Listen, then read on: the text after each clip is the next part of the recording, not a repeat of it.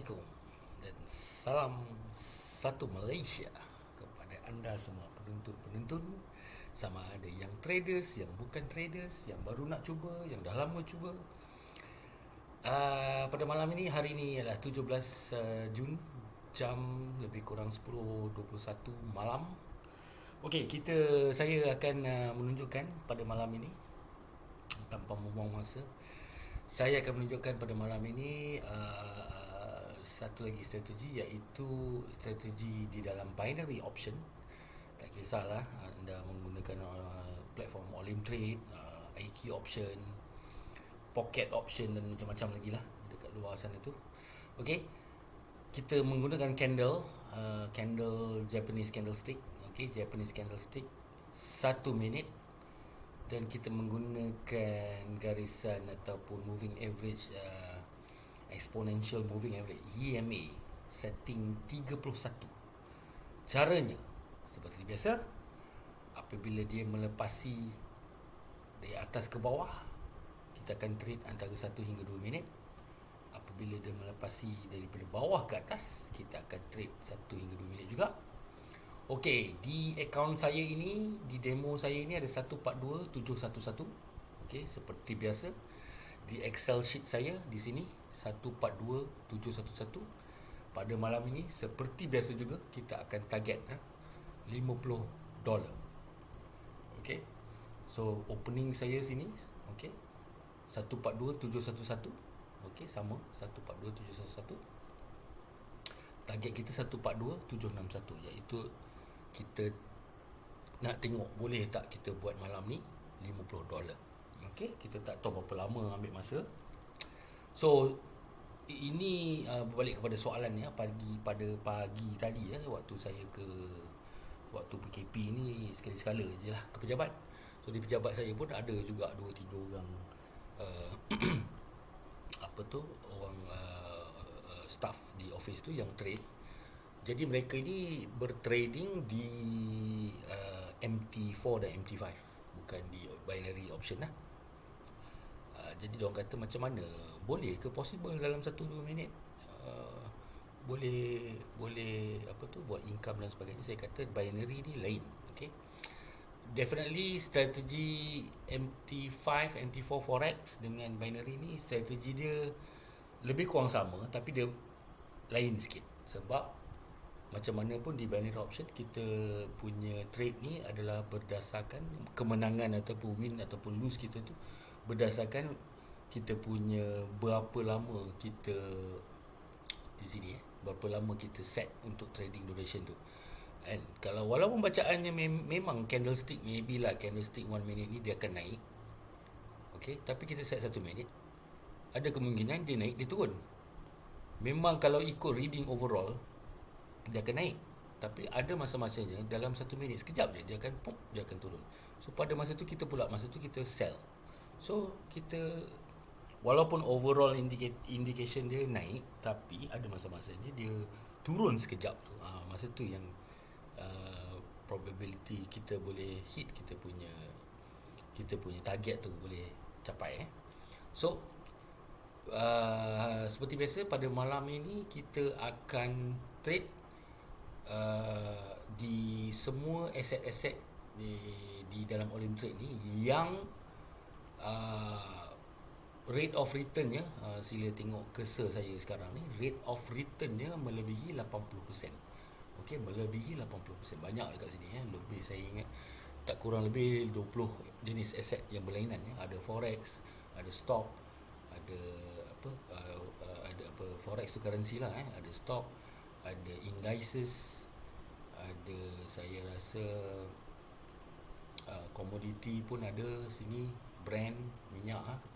So untuk satu lagi ialah ke malam ini saya cuba menunjukkan macam mana, even though dalam waktu-waktu PKP ni, even though dalam keadaan politik di Malaysia yang tidak ketentuan, even though di dalam pandemik COVID-19, kita masih lagi mampu menjana pendapatan daripada rumah.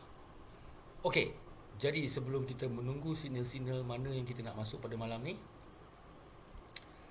kita akan pause dulu sekejap video ni dan saya akan sambung semula bila dah dapat signal daripada mana-mana aset yang rate of return ni melebihi 80%. Okey, kita baru saja mula trade dengan $10 di currency forex Euro USD. Seperti biasa, kalau trade ini tidak berjaya, kita akan menggunakan formula yang saya biasa gunakan, iaitu 10 kali ini adalah gandaan 3. Kalau tidak berjaya, saya akan naikkan kepada $30. Tidak berjaya lagi, saya akan naikkan kepada $90 dan seterusnya. Okey. Bersama, definitely kita dah gandakan 3 tu, kita kena kali dengan 80%. Itu formula saya lah. Dan kita lihat sama ada kita boleh berjaya ataupun tidak. Okey.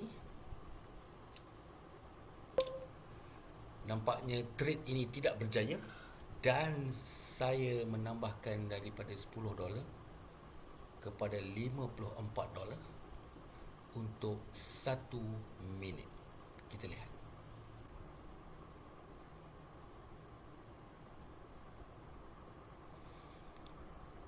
Okey, nampaknya kita telah berjaya. Okey, trade pertama kita pada malam ini, walaupun yang pertama tadi tak berjaya, kita gandakan ke $54 dan kita telah berjaya. Saya akan explain sedikit sebanyak, walaupun dia melepasi sedikit daripada garisan EMA 31, setting 31 ni, tetapi kita tengok sini dia dah 2 kali reject sebelum ni. Jadi rupanya kali ketiga pun dia reject juga. Jadi apa tindakan saya ialah bila tak boleh buy di candle yang kedua lepas dia potong EMA 31 ni, saya terus ambil keputusan untuk sell selama 1 minit. Cumanya kita terpaksa tambahkan nilai di amount kita di sini untuk tempoh durasi 1 minit juga. Okey. Kita akan cuba di NZD CHF. Okey. 1 minit $10.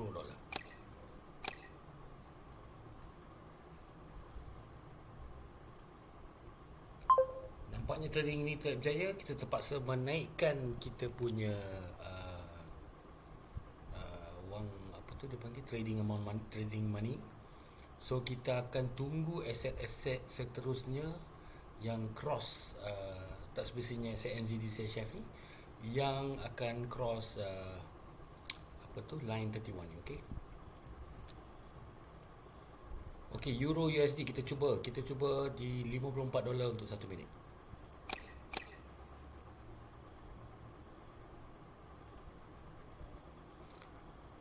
Kita cuba sekali lagi. Yes, dan berjaya. Euro USD sekali lagi di kali kedua, cubaan kita kali kedua untuk 1 minit $54.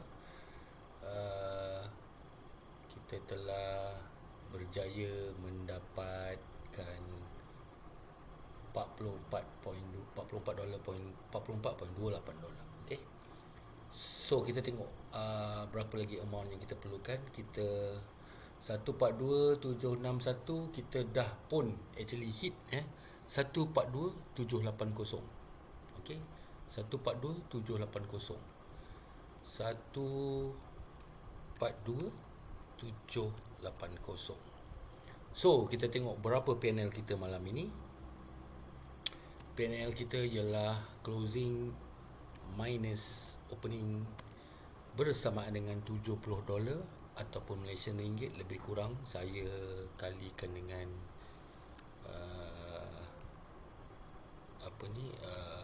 4.10. So kalau kita ambil rate 4.10 bersamaan $70 bersamaan dengan RM287 untuk malam ini. Baiklah, apa yang saya nak tunjukkan tadi, kita start trading jam 10.27 di sini di cursor saya ni di cursor saya ni, dan kita berakhir jam 10.34. Kita tengok betul ke tak. Okey, kita mula tadi di 1 minit tadi di sini. Okey, sebanyak $10. Jam 10.27 kita berakhir tadi di sini jam 10.34.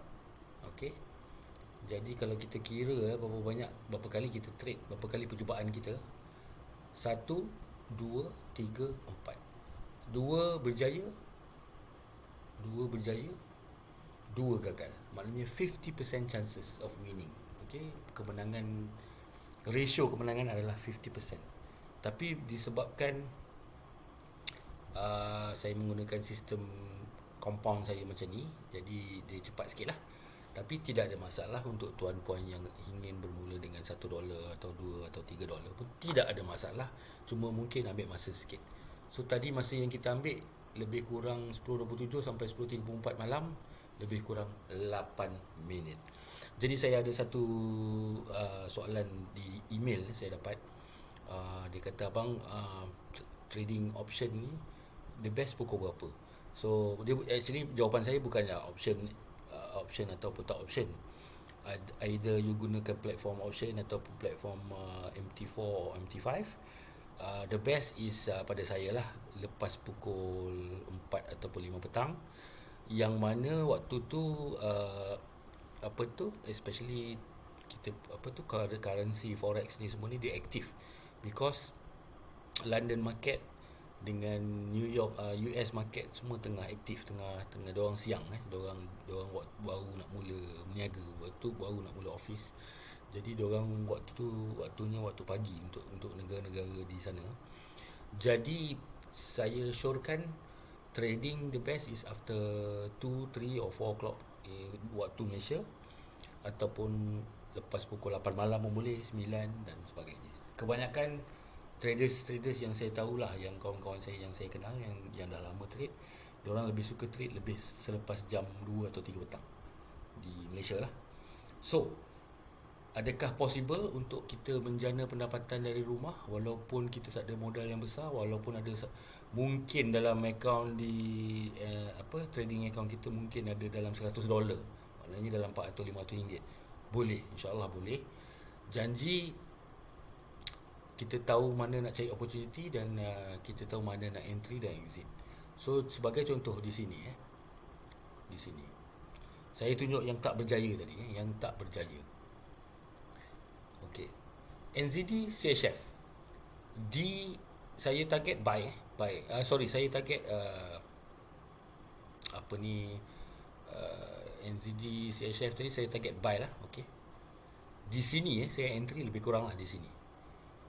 Tapi kalau betul-betul saya masuk di bila candle yang ni habis, insyaAllah dia boleh menang. Tapi saya masuk terawal sikit sebelum candle ni habis.